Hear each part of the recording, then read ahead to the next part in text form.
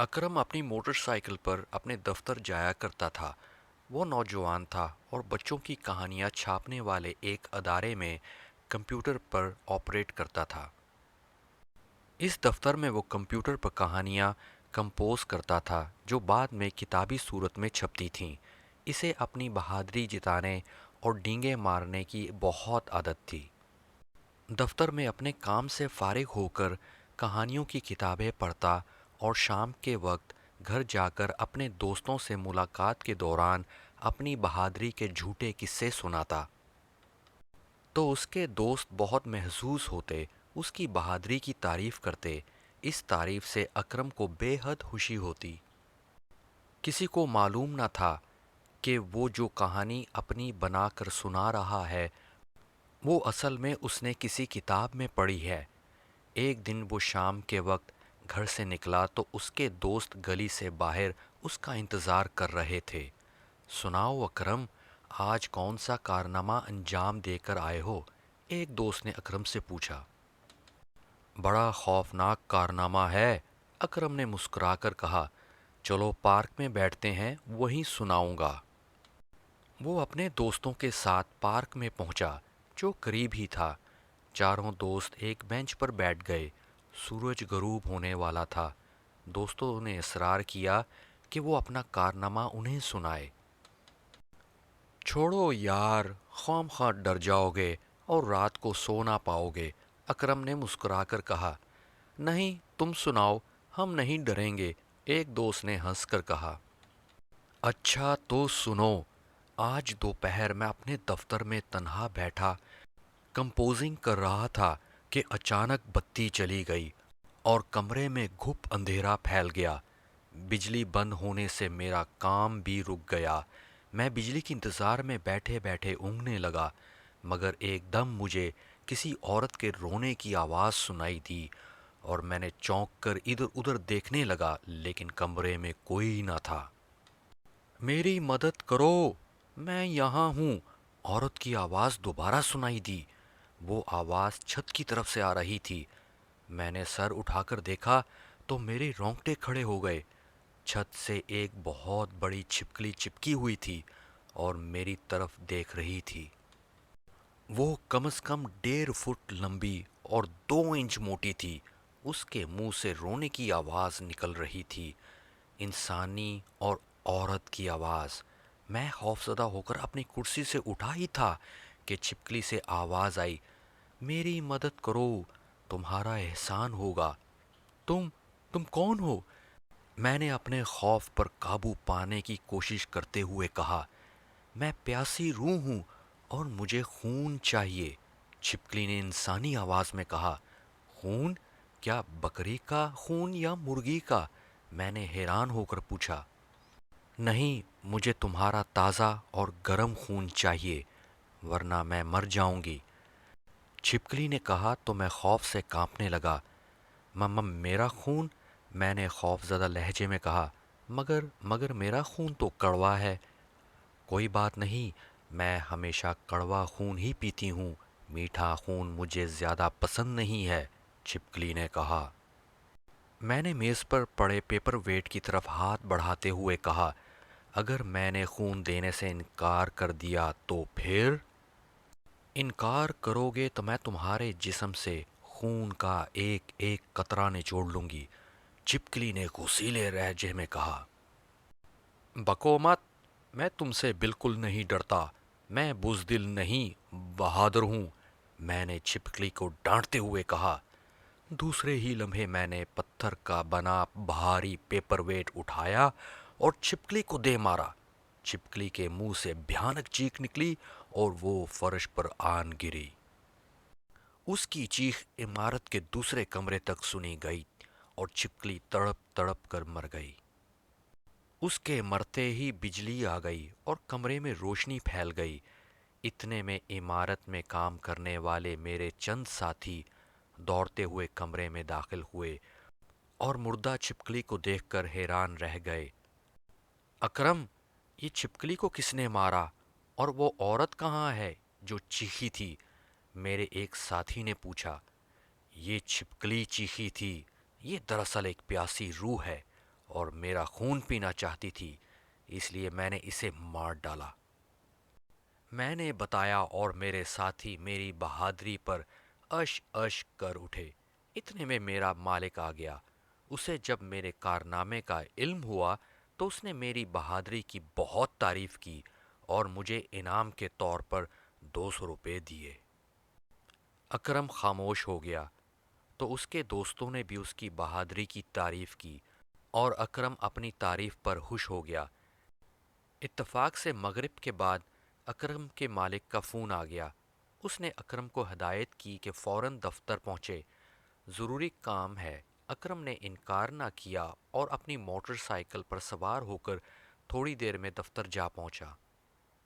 دفتر میں اس کا مالک موجود تھا۔ اس نے اکرم کو ایک نئی لکھی ہوئی کہانی دی۔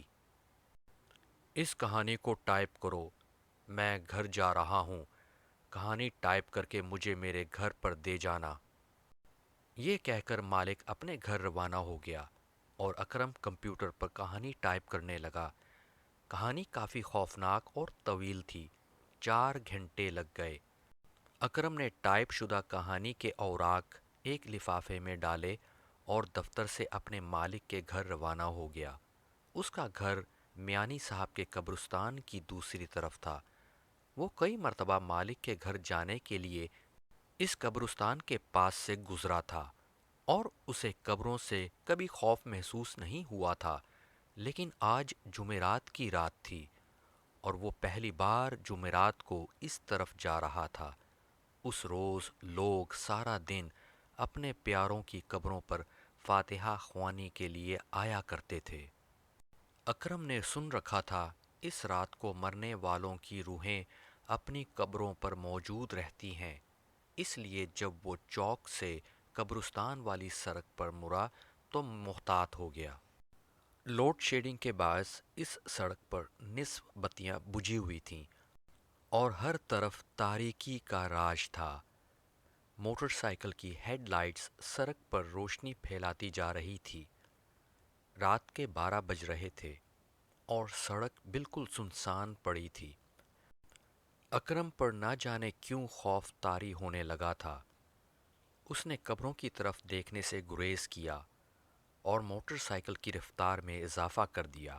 اچانک بائیں جانب سے کسی کی آواز سنائی دی، اکرم بھائی، ذرا رکنا۔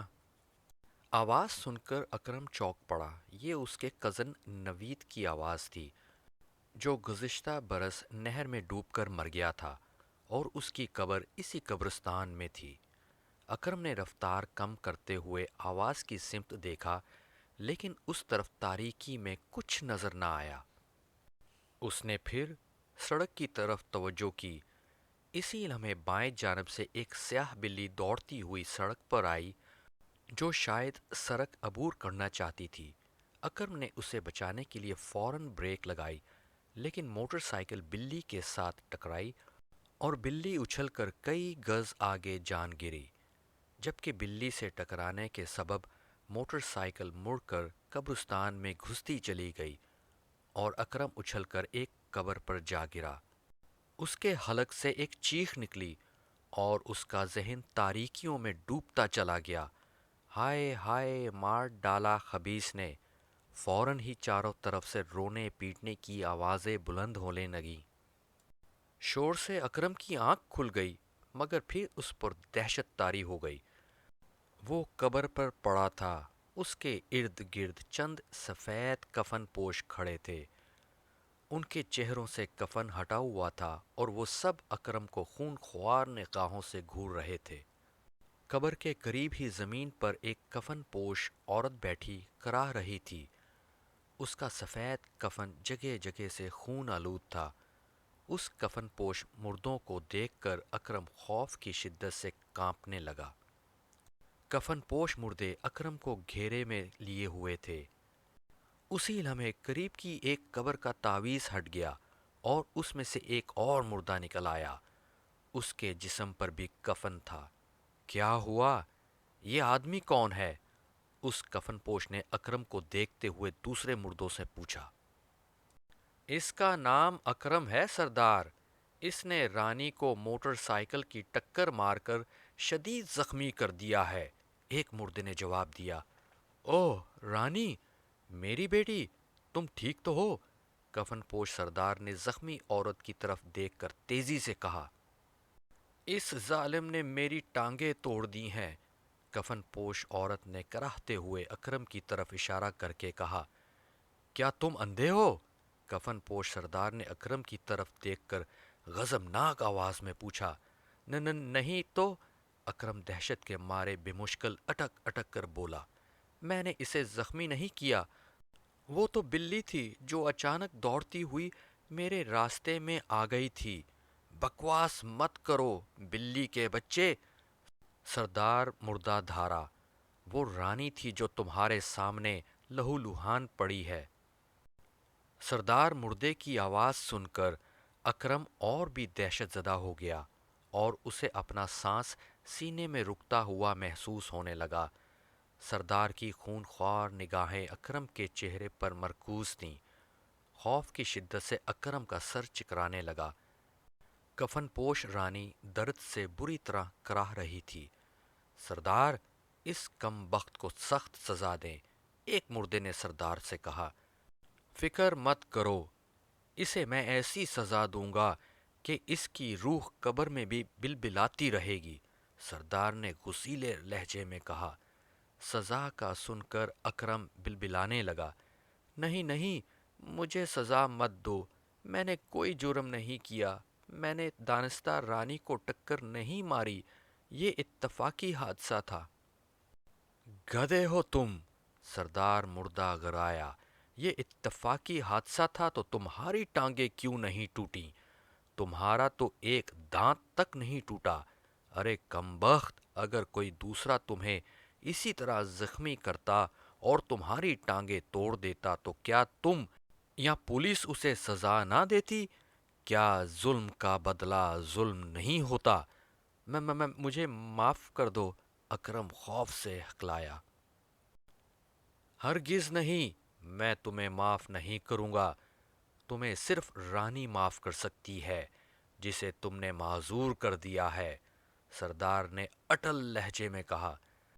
اگر یہ مر جاتی تو میرا اختیار ہوتا کہ میں تمہیں سزا دوں یا معاف کر دوں۔ میں رانی سے معافی مانگنے کے لیے تیار ہوں، میں اسپتال میں اس کا علاج کرواؤں گا، اکرم نے بمشکل کہا۔ میرا علاج صرف تمہارے خون سے ہو سکتا ہے، رانی نے غصیلے لہجے میں کہا۔ ہاں ہاں ہاں، میں خون دینے کے لیے تیار ہوں، اکرم نے تیزی سے کہا۔ میں ڈاکٹر سے کہوں گا کہ وہ جتنا خون چاہے میرے جسم سے نکال کر تمہارے جسم میں ڈال دے۔ ہا ہا ہا ہا، سردار کے سوا تمام مردے ہنسنے لگے۔ ان کی ہنسی اتنی خوفناک تھی کہ اکرم کا دل بیٹھنے لگا۔ نہیں، میں ہسپتال نہیں بلکہ یہیں پہ تمہاری رگوں سے خون حاصل کروں گی، رانی نے تیزی سے کہا۔ کیا یہاں خون نکالنے کے لیے کوئی ڈاکٹر ہے؟ اکرم نے خوف زدہ لہجے میں کہا۔ ڈاکٹر کی کیا ضرورت ہے؟ میں اپنے دانتوں سے تمہاری شاہ رگ ادھیروں گی اور تمہارا خون پیوں گی، رانی نے ہنس کر کہا اور اپنا منہ کھولا۔ اس کے تمام دانت نصف انچ لمبے اور خنجر کی طرح نوکیلے تھے۔ رانی کے دانت دیکھ کر اکرم کا سر زور سے چکرایا اور اس کا سانس رکنے لگا۔ اسی لمحے سردار نے دوسرے مردوں سے کہا، اسے پکڑ لو اور اٹھا کر رانی کی قبر میں پہنچا دو تاکہ رانی اس کا خون پی لے۔ یہ سن کر خوف سے اکرم پر غشی طاری ہونے لگی۔ کفن پوش سردار کا حکم سن کر چار مردے آگے بڑھے اور انہوں نے اکرم کے ہاتھ پاؤں پکڑے، اسے اٹھا لیا تو اکرم کی غنودگی ٹوٹ گئی اور وہ چیخنے چلانے لگا۔ نہیں نہیں، میرا خون مت پیو، اس نے چیختے ہوئے کہا۔ خاموش رہو بے وقوف، جتنا خون تم نے ہسپتال میں رانی کو دینا تھا اتنا وہ اپنے منہ سے پیے گی، پھر تمہیں تمہارے گھر پہنچا دیا جائے گا، سردار مردے نے اکرم کو ڈانٹتے ہوئے کہا۔ پھر اس نے رانی سے کہا، رانی، انصاف سے کام لینا، اس کے جسم میں اتنا خون باقی چھوڑ دینا کہ یہ زندہ رہ سکے۔ میں اس کا اتنا خون پیوں گی جتنا یہ سارے دن میں پانی پیتا ہے، رانی نے ہنس کر کہا۔ یہ سن کر اکرم کی دہشت کے مارے گھی بن گئی۔ وہ پورے دن میں کم از کم 20 گلاس پانی پیتا تھا۔ یہ سوچ کر اس کے دل کی دھڑکن ڈوبنے لگی کہ اتنا خون اول تو اس کے جسم میں بھی نہیں ہوگا، اگر ہوا بھی تو رانی کے پینے کے بعد تو ایک قطرہ بھی نہیں بچے گا۔ چنانچہ وہ خود کو مردوں سے چھڑانے کی کوشش کرنے لگا۔ چھوڑ دو مجھے، خدا کے لیے مجھے چھوڑ دو، اس نے زور لگاتے ہوئے چیخ کر کہا۔ ایک مردے کے ہاتھ سے اس کی ٹانگ چھوٹ گئی۔ اکرم نے فوراً ہی اس مردے کے پیٹ میں لات رسید کر دی۔ وہ مردہ چیختا ہوا پیچھے جا گرا۔ اکرم نے دوسرے مردے کے پیٹ میں بھی لات جمائی اور وہ بھی چیختا ہوا گر گیا۔ اب اکرم کی دوسری ٹانگ بھی آزاد ہو گئی تھی۔ باقی دو مردوں نے اپنے ہاتھوں کا حشر دیکھا تو انہوں نے اکرم کے بازو چھوڑ دیے۔ اکرم اپنے پاؤں پر کھڑا ہو گیا۔ اسی لمحے سڑک کی طرف سے پولیس موبائل کے سائرن کی آواز بلند ہوئی۔ ارے بھاگو، پولیس آ گئی، سردار مردہ چلایا۔ فوراً ہی سردار مردہ اور اس کے ساتھی قریبی درختوں کے جھنڈ کی طرف بھاگے اور اندھیروں میں غائب ہو گئے۔ اسی لمحے رانی سیاہ بلی میں تبدیل ہو گئی اور اس نے چیختے ہوئے اکرم پر چھلانگ لگا دی۔ اس کا پنجہ اکرم کی گردن پر جان پڑا اور وہ چیختا ہوا پشت کے بل زمین پر جا گرا۔ اس کے ساتھ ہی اس پر بے ہوشی طاری ہو گئی۔ ہوش آیا تو اکرم نے خود کو ایک کمرے میں پلنگ کے اوپر دراز پایا۔ اس کے دائیں طرف ایک ڈاکٹر اور دوسری طرف اس کا مالک پبلشر کھڑا تھا۔ میں کہاں ہوں؟ اکرم کے منہ سے کمزور سی آواز نکلی۔ تم ہسپتال میں ہو اکرم، شکر ہے تمہیں ہوش آ گیا، پبلشر نے خوش ہو کر کہا۔ مگر مجھے یہاں کیوں لایا گیا؟ اکرم نے حیران ہو کر اٹھتے ہوئے کہا۔ پولیس! تم قبرستان والی سڑک کے کنارے پر بے ہوش پڑے تھے اور سڑک پر ایک مری ہوئی بلی پڑی تھی جو شاید تمہاری موٹر سائیکل کے نیچے آ کر مری تھی۔ تمہاری موٹر سائیکل بھی وہیں گری ہوئی تھی، پبلشر مالک نے بتایا۔ مگر تم بے ہوش کیسے ہوئے جبکہ تمہارے جسم پر کوئی زخم، کوئی خراش تک نہیں آئی؟ اکرم نے کوئی جواب نہ دیا۔ وہ سوچ رہا تھا کہ اگر اس نے مردوں کے بارے میں بتایا تو کوئی یقین نہیں کرے گا، اور اگر یقین کر بھی لیا تو سب اسے بزدل اور ڈرپوک سمجھیں گے۔ لیکن جب ہسپتال سے فارغ ہو کر وہ گھر آیا اور آئینہ دیکھا تو اسے اپنے گلے پر خراشوں کے نشان دیکھ کر اسے رانی یاد آ گئی جس نے اس پر حملہ کیا تھا اور اس کے گلے پر اپنا پنجہ مارا تھا۔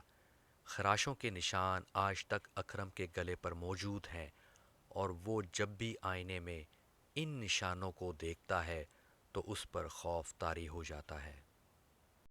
بھائیوں اور بہنوں، یہ کہانی سننے کا بہت بہت شکریہ۔ اگر آپ کو یہ کہانی پسند آئی ہو تو ایک لائک ضرور کر دیجئے گا۔ اگر ہو سکے تو اپنا کوئی کومنٹ بھی چھوڑ دیجئے گا، جس سے ہماری بہت حوصلہ افزائی ہوتی ہے۔ ہم پھر ملیں گے کسی اور کہانی کے ساتھ، مگر اس وعدے کے ساتھ کہ آپ اپنا اور اپنے چاہنے والوں کا بہت خیال رکھیں گے۔ تب تک بائے بائے، ٹیک کیئر۔